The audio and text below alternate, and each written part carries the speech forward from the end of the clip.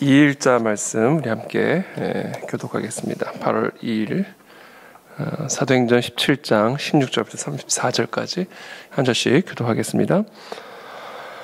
바울이 아덴에서 그들을 기다리다가 그 성에 우상이 가득한 것을 보고 마음에 격분하여 회당에서는 유대인과 경건한 사람들과 또 장터에서는 날마다 만나는 사람들과 변론하니 어떤 에피쿠로스와 스토아 철학자들도 바울과 쟁론할세 어떤 사람은 이르되 이 말쟁이가 무슨 말을 하고자 하느냐 하고 어떤 사람은 이르되 이방 신들을 전하는 사람인가 보다 하니 이는 바울이 예수와 부활을 전하기 때문이로라. 그를 붙들어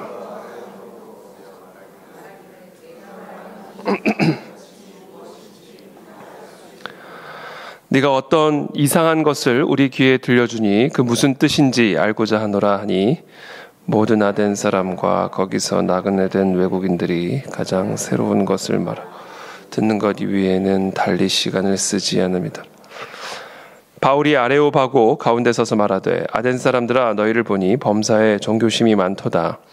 내가 두루다니며 너희가 위하는 것들을 보다가 알지 못하는 신에게로 새긴 단도 보았으니 그런즉 너희가 알지 못하고 위하는 그것을 내가 너희에게 알게 하리라. 우주와 그 가운데 있는 만물을 지으신 하나님께서는 천지의 주제시니 손으로 지은 전에 계시지 아니하시고 무엇이 부족한 것 이는 만민에게 생명과 호흡과 만물을 친히 주시는 이심이라. 인류의 모든 족속을 한 혈통으로 만드사 온 땅에 살게 하시고 그들의 연대를 정하시며 거주의 경계를 한정하셨으니 이는 사람으로 혹 하나님을 더듬어 찾아 발견하게 하려 하심이로되 그는 우리 각 사람에게서 멀리 계시지 아니하도다. 우리가 그를 힘입어 살며 기동하며 존재하느니라. 너희 시인 중 어떤 사람들의 말과 같이 우리가 그의 소생이라 하니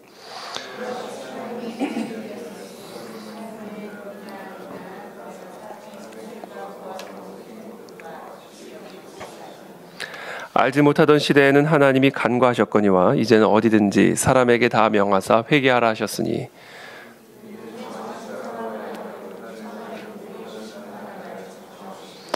이에 그를 죽은 자 가운데서 다시 살리신 것으로 모든 사람에게 믿을 만한 증거를 주셨음이니라 하니라. 그들이 죽은 자의 부활을 듣고 어떤 사람은 조롱도 하고 어떤 사람은 이 일에 대하여 네 말을 다시 듣겠다 하니 이에 바울이 그들 가운데서 떠나며 함께 읽습니다. 몇 사람이 그를 가까이하여 믿으니 그 중에는 아레오바고 관리 디오누시오와 다말이라 하는 여자와 또 다른 사람들도 있었더라. 아멘. 네, 바울이 아덴에서 이제 신라와 디모데를 이제 기다리는 가운데 아마 그 아테네죠. 그 아테네를 아마 이렇게 좀 쭉 둘러본 것 같습니다. 근데 그 아테네에 이 우상이 이제 가득한 것을 보고는 이제 마음의 격분이 일어나서 그 회당에서 유대인과 경건한 사람들과 변론을 하고 또 장터에 나아가서는 세상 그 회당 밖으로 나가서는 이제 날마다 이제 만나는 이제 헬라 사람들과 변론을 하기 시작하는 것이죠. 이 유대인 회당에서는 사도 바울은 언제나 이 구약 성경을 가지고 복음을 증언을 했습니다. 그러나 이 아테네 성에서는 또 다른 방식으로 이들에게 그리스도의 복음을 전하는 이 사도 바울의 모습을 볼 수가 있죠.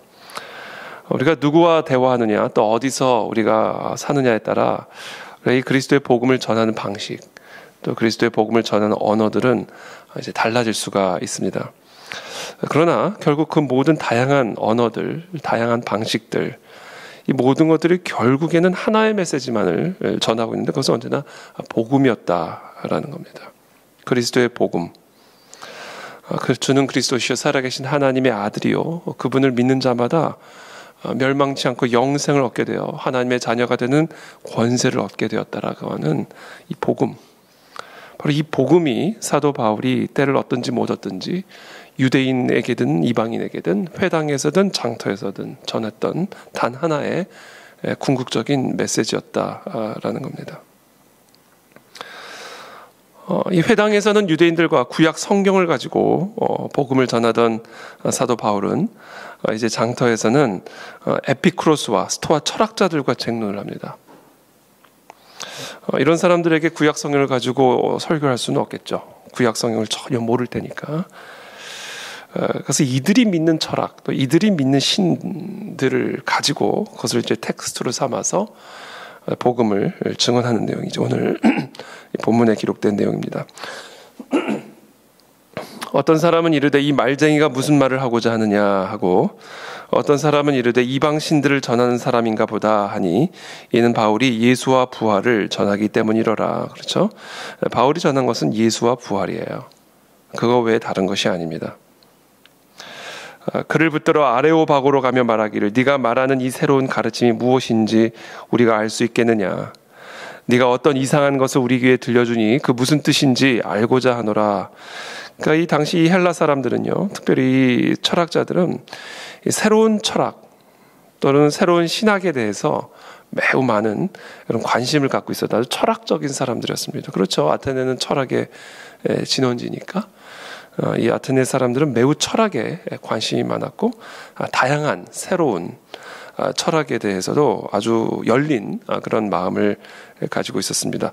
사도 바울은 그런 이 아테네 사람들의 어떻게 보면 습성이랄까요? 그런 기질을 사용해서 그들에게 이제 새로운 그러나 진리인 복음을 증언을 하고 있는 것이죠. 21절에 보면 모든 아덴 사람과 거기서 나그네 된 외국인들이 가장 새로운 것을 말하고 듣는 것 이외에는 달리 시간을 쓰지 않음이더라. 그렇습니다.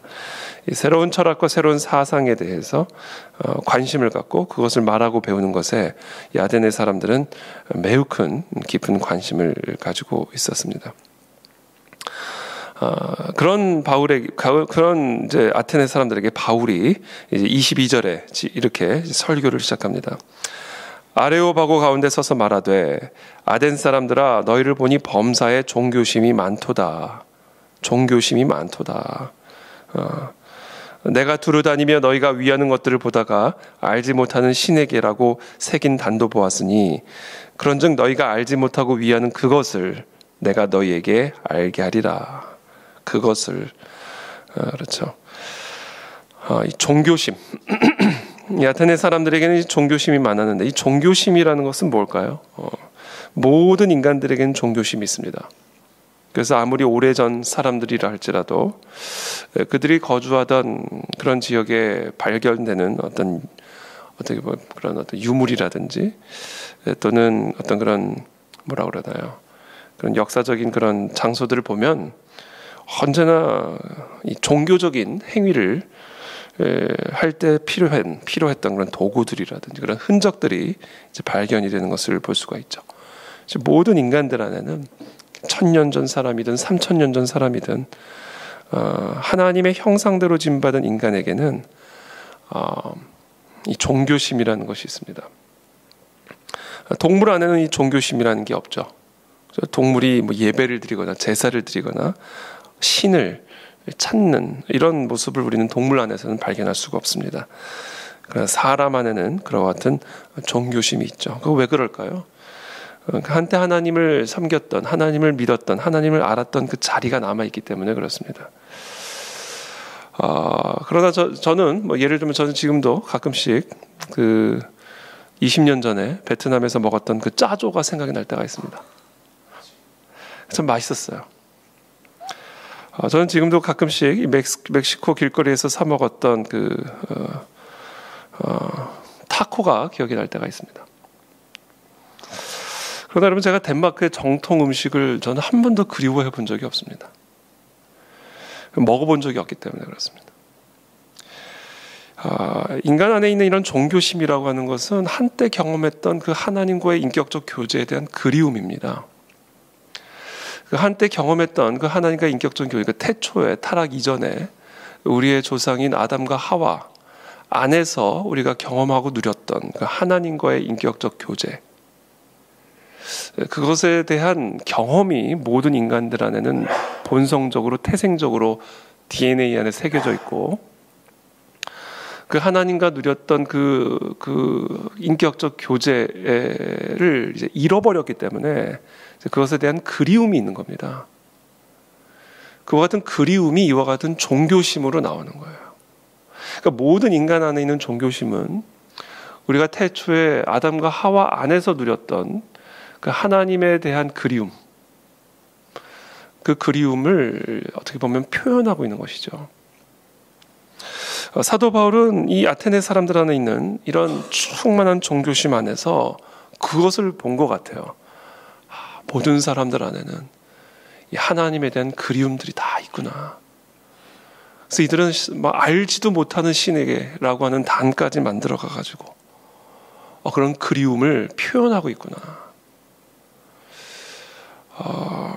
이게 바로 인간의 본성이다라는 겁니다. 그래서 모든 인간들 안에 있는 이 종교심, 그것을 지금 어떤 사람은 알지 못하는 신에게라고 하는 단을 만들어서 섬기기도 하고, 다양한 우상들을 만들어가지고 그와 같은 신들을 섬기고 경배하고 있는 모습들을 우리는 보게 되는 것이죠. 자, 그런 모습들을 보면서 이 사도 바울은 매우 안타까운 마음을 가지고 이들이 그리워하고 있고 이들이 찾고 있는 그 하나님이 어떤 분이신지를 24절부터 설명해 주기 시작합니다. 우주와 그 가운데 있는 만물을 지으신 하나님께서는 천지의 주재신이 손으로 지은 전에 계시지 아니하시고 또 무엇이 부족한 것처럼 사람의 손으로 섬김을 받으시는 것이 아니니 이는 만민에게 생명과 호흡과 만물을 친히 주시는 이심이라. 하나님은 어떤 우리가 부족한 것처럼 우리가 사람의 손으로 만들어지는 게 아니다. 그분이 우리를 만들었다. 우리가 그분을 만들 수 없다. 26절에 인류의 모든 족속을 한 혈통으로 만드사 온 땅에 살게 하시고 그들의 연대를 정하시며 거주의 경계를 한정하셨으니 이는 사람으로 혹 하나님을 더듬어 찾아 발견하게 하려 하심이로되 그는 우리 각 사람에게서 멀리 계시지 아니하도다. 거주의 경계를 한정하셨고 모든 족속이 한 혈통이다. 한 혈통. 그렇죠? 흑인, 백인, 황인종, 인종과 국경을 다 넘어서 우리는 한 혈통, 아담과 하와를 통해서 만들어진 한 혈통이다. 그리고 그들의 연대를 정하셨고 거주의 경계를 한정하셨다. 우리는 그 경계 속에서 그 한 혈통 속에서 살아가게 되었다. 그 이유가 뭐냐? 혹이라도 하나님을 더듬어 찾아 발견하게 하시기 위함이다. 그러면서 이렇게 얘기합니다. 우리 각 사람에게서 멀리 계시지 아니하도다. 하나님은 매우 우리와 가깝게 계시는 분이다라는 겁니다. 28절에 우리가 그를 힘입어 살며 기동하며 존재하느니라. 우리는 그를 힘입어 살며 기동하며 존재한다. 그만큼 하나님은 우리와 가깝게 우리와 하나 되어 계신 분이다. 아주 친밀한 분이다. 이걸 얘기하고 있는 겁니다. 그러니까 지금 사도 바울은 지금 이 하나님을 그리워하고 있는, 그러나 그분을 알지 못하고 있는 이 아테네 사람들에게 하나님이 우리를 만들었지 우리가 그분을 만들어 그분을 섬길 수 없다. 두 번째, 하나님은 멀리 계신 분이 아니라 아주 친밀하게 우리와 가까이 계셔서 우리는 그를 힘입어 살고 그로 말미암아 기동하며 존재할 수 있다. 우리는 전적으로 그분에게 의존하면서 존재할 수 있는 존재다. 우리는 그분의 피조물이다. 그 얘기를 하고 있는 겁니다. 우리는 그분의 피조물이기 때문에 그분을 의지하지 않고는 우리는 살 수 없다. 하나님만을 의지하여야 우리는 살 수 있다라는 사실을 설명해 주고 있는 겁니다. 이와 같이 하나님의 소생이 되었은즉 하나님을 금이나 은이나 돌에다 사람의 기술과 고안으로 새긴 것들과 같이 여길 것이 아니니라. 알지 못하던 시대에는 하나님이 간과하셨거니와 이제는 어디든지 사람에게 다 명하사 회개하라 하셨으니, 돌아오라 하셨으니, 이는 31절에 정하신 사람으로 하여금 천하를 공의로 심판할 날을 작정하시고 이에 그를 죽은 자 가운데서 다시 살리신 것으로 모든 사람에게 믿을 만한 증거를 주셨음이니라 하니라. 이건 무슨 얘기냐면 우리가 그 하나님을 이제 알 수가 없다라는 거예요. 너희가 표현한 것처럼 알지 못하는 신, 그래 내가 그 알지 못하는 신이 누군지를 가르쳐 줄게. 그러면서 결국은 하고자 하시는 말씀이 이제 31절 말씀이에요. 정하신 사람으로 하여금 천하를 공의로 심판할 날을 작정하시고 이에 그를 죽은 자 가운데서 다시 살리신 것으로 모든 사람에게 믿을 만한 증거를 주셨음이니라 하니라.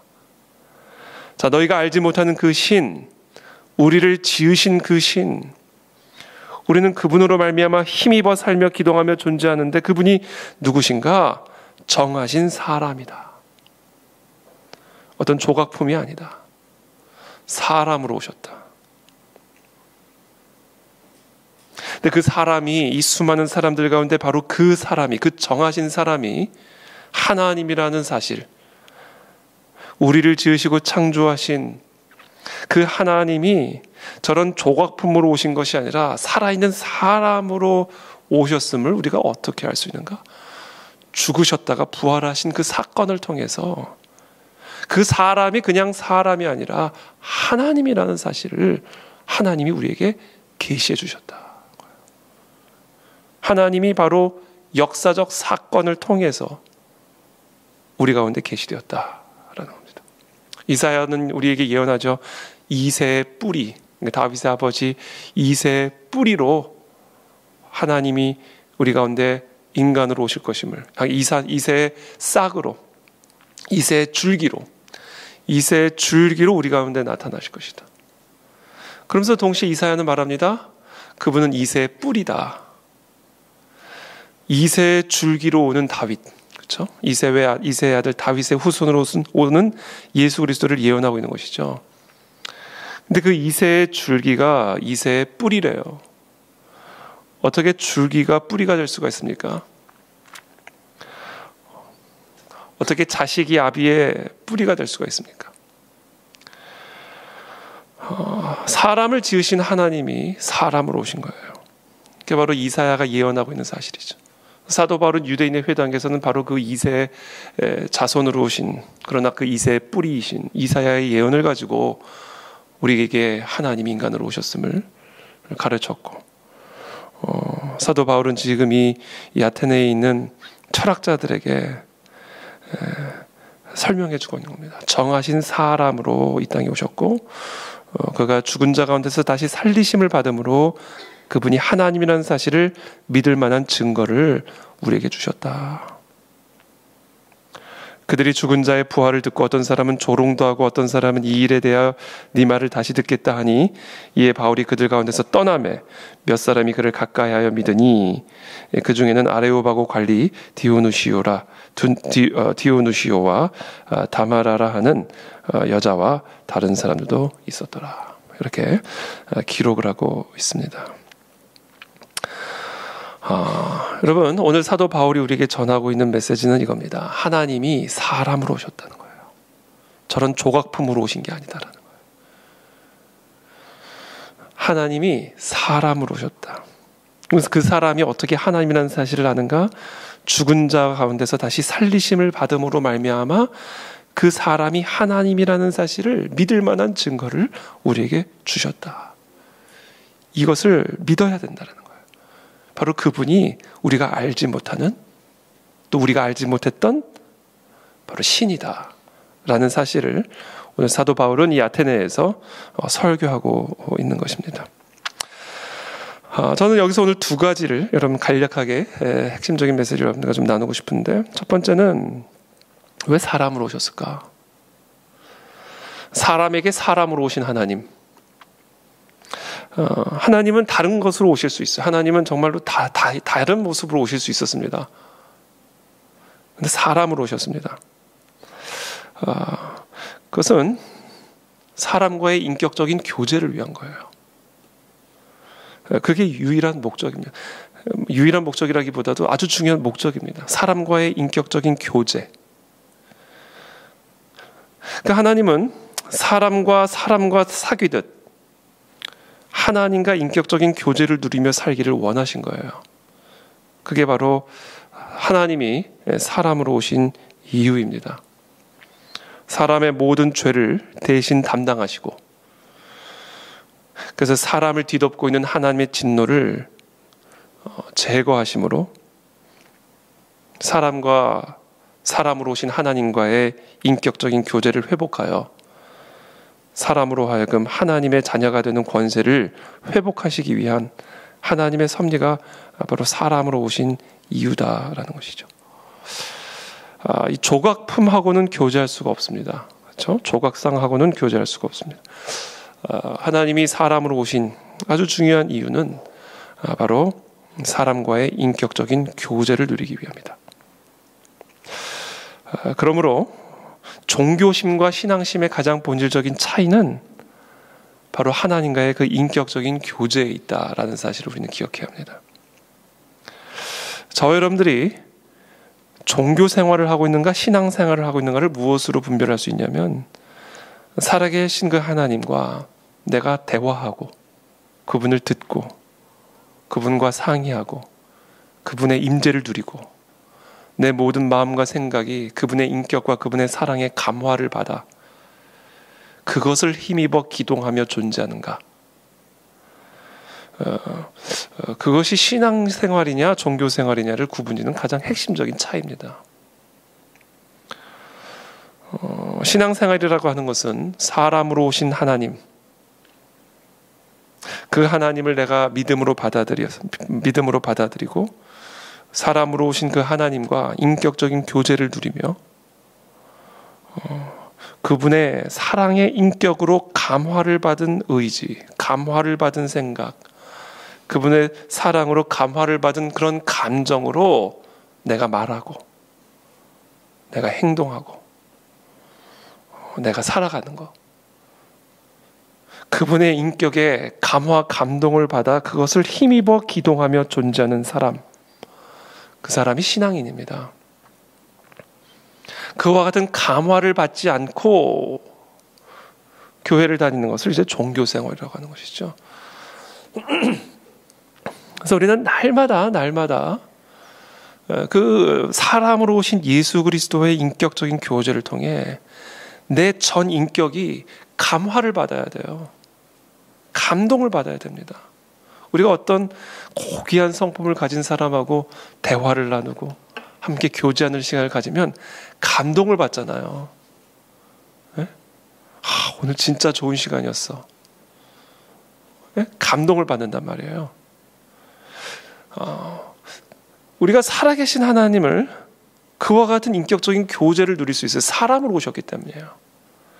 사람으로 오셔서 우리는 그 하나님과 그런 인격적인 교제를 누리게 되고 그분과 대화하는 가운데, 그분과 상의하는 가운데, 그분의 음성을 듣는 가운데, 그분의 임재 안에서 우리의 전 인격이 날마다 감동을 받아야 됩니다. 그 감동으로 우리는 하루하루를 살아갈 수 있는 힘을 얻게 되는 것이죠. 그것이 바로 신앙생활이다. 저는 오늘 이 새벽에 그런 감화 감동이 우리의 심령 속에 있게 되기를 축복합니다. 그럼 어떻게 하면 그 사람으로 오신 예수 그리스도와 그와 같은 인격적인 교제를 누리는가? 이미 그분은 2000년 전에 승천하셨어요. 그분의 몸은 승천하셨어요. 그래서 그 예수 그리스도께서 우리에게 약속하신 겁니다. 내가 내 영을 너에게 부어주리라. 이제는 그 영이 너의 안에 있게 될 것이다. 이제 너가 영이 거하신, 하나님의 영이 거하신 성전이 될 것이다.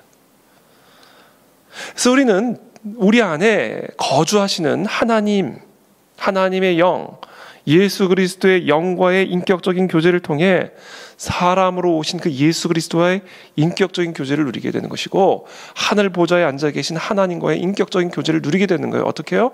내 안에 계신 성령 하나님으로 말미암아. 우리는 그 성령 하나님과 대화하고 그 성령 하나님의 음성을 듣고 성령 하나님과 동행하고 24시간 365일 호흡이 끊어지는 그 순간까지 이 땅에서 내 안에 거주하시는 그 그리스도의 영과 동행하고 교제함으로 그분의 인격적 감화를 받아서 우리는 살아가야 돼요. 그게 성령 충만한 삶의 의미입니다. 그러면 내 안에 계신 그 하나님의 영, 그리스도의 영, 성령 하나님과 어떻게 내가 인격적인 교제를 누리는가? 말씀이에요, 말씀. 말씀이 육신으로 오신 분이에요. 그 말씀이 곧 성령의 검이에요. 그래서 우리는 이 기록된 하나님의 말씀과 인격적인 교제를 통해 살아계신 하나님, 살아계신 그리스도, 살아계신 성령 하나님과의 인격적인 교제를 누리게 되고요. 우리는 이 말씀을 통해서 그 성령 하나님의 인격적인 감화를 받아서 그 감동을 받은 의지를 가지고, 그 감동을 받은 혀를 가지고, 그 감동을 받은 귀와 눈을 가지고, 그 감동을 받은 손과 발을 가지고 그 감동을 힘입어 기동하며 존재하도록 살아가는 존재, 그 사람이 신앙인이고 그것이 바로 신앙생활입니다. 저는 그와 같은 신앙생활의 회복이 우리 가운데 일어나게 되기를 예수님의 이름으로 축복합니다. 하나님의 말씀을 더 사모하십시오. 사랑하십시오. 매일 아침 매일 밤 하나님의 말씀 묵상하는 가운데 그리스도로 말미암은 그 인격적 감화를 날마다 받으십시오. 마음의 감동이 항상 이 성령으로 말미암은 마음의 감동이 항상 살아있게 하십시오. 그때 내가 살아있는 거예요. 그 감동이 죽으면 그때가 내가 죽은 상태인 겁니다. 우리는 하나님으로 힘입어 살며 기동하며 존재하는 존재예요. 그럼 우리 감동이 살아있다면 살아있는 사람이요, 감동이 죽어 있다면 그 사람은 죽은 사람입니다. 저는 그런 참된 하나님의 사람이 다 되시기를 예수님의 이름으로 축복합니다. 인격적인 교제를 누리십시오. 마지막으로 하나만 간략하게 말씀을 드리면, 사도 바울은요 언제나 복음이에요. 사도 바울이 전한 건 하나입니다. 그리스도와 그리스도의 부활, 이겁니다. 우리는 이것으로 교회가 되는 것이고 이것으로 하나님의 자녀가 되는 겁니다. 다양한 정치적 의견을 가질 수 있고 이 세상을 바라보는 다양한 입장들이 있을 수가 있어요. 사람들마다. 그 다양한 것 가운데는 물론 틀린 것들도 있습니다. 다양하다고 다 옳은 건 아니에요. 다양한 거지만 그 가운데서는 이 다양함으로 존중받으면 안 되는 이 틀린 것들도 있습니다. 이제 그건 우리가 분별이라고 얘기를 하는 거죠. 분별. 그러나 우리가 사도 바울을 통해서 배울 수 있는 것은, 사도 바울은 이 성경에서 우리에게 가르칠 때 어떤 정치적인 입장이나 또는 어떤 삶의 어떤 그런 사고 방식이나 방식을 가지고 이렇게 분열 분리 시키는 것, 어떤 그런 가르침을 우리에게 준 적이 없어요. 사도 바울은 유대인을 만나든 이방인을 만나든 헬라인을 만나든 뭐 어느 나라 사람들을 만나든 하나입니다. 그리스도와 그리스도의 부활만을 증언했습니다. 그러니까 교회라는 거는요, 다양한 인종, 다양한 생각, 다양한 입장을 가진 사람들이 그리스도와 그리스도의 부활 하나로 하나 된 곳이에요. 우리는 이걸로 하나 될 수 있고 하나 돼야 된다. 저는 이게 참 중요하다 생각을 합니다. 우리가 이 세상 참 복잡하고 혼란스러운 이 세상에서 그 복잡하고 혼란스럽고 혼돈스러운 세상을 바라보고 생각하는 사고방식이나 관점들이 정말로 다양하고 다르죠. 그러나 교회라고 하는 곳은 그리스도와 그리스도의 부활 하나로 하나 되어야 하고 또 하나 될 수 있는 곳이다 라는 겁니다. 그러니까 이 단순함을 우리가 좀 회복할 필요가 있다. 오늘 한국 교회 가운데 이 부흥이 임하기 위해서는, 그렇다고 해서 내가 갖고 있는 관점과 내가 갖고 있는 입장이 틀린 것이 아님에도 불구하고 막 무조건 버리거나 포기해야 되는 건 아니죠. 다양한 관점, 다양한 입장들을 우리가 존중받아야 되고 또 존중해 줘야 됩니다. 그러나 우리가 또 여러 가지로 이제 분별을 하는 가운데 옳고 그름으로 틀린 부분들도 분명히 있죠.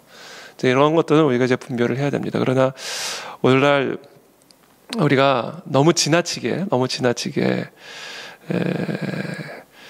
분별이라는 이름으로 분리를 당연시 여기는 것은, 이것은 이제 복음적인, 어떻게 보면 사도 바울의 가르침과는 조금 차이가 있는 부분들이 있어요.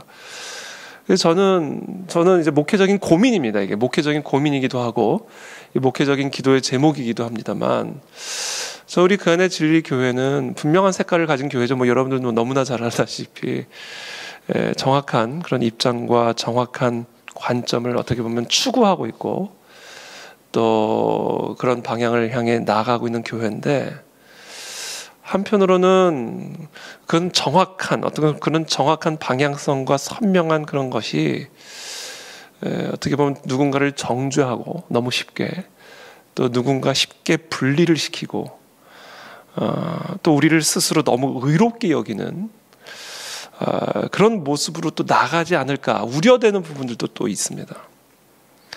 왜냐하면 이 복음이라고 하는 것, 교회라고 하는 것은 오직 그리스도와 그리스도의 부활을 믿는 믿음으로 하나 되어야 하고 또 하나 될 수 있는 그리스도의 몸이기 때문에 그렇습니다.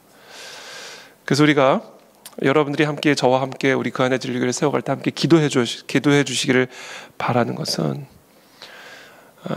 우리 교회에게 주어진 사명과 목적과 방향에 대해서는 정말 누구도 헛갈릴 수 없을 만큼 선명한 그런 방향성과 분명한 목적과 어떤 그런 그림을 가지고 나아가되, 그러나 또 한편으로는 그리스도와 그리스도의 부활이라는 이 복음으로 많은 사람들을 아우를 수 있고 많은 사람들을 품을 수 있고, 또 그 그리스도와 그리스도의 부활이라는 그것 하나로 많은 사람들을 형제요 자매로 우리가 존중해 줄 수 있는 깊지만 또 넓은, 선명하지만 그러나 또 넓은 그런 그리스도의 몸된 참된 교회의 모습을 추구할 때, 그때 하나님이 이 교회를 사용해 주실 수 있다.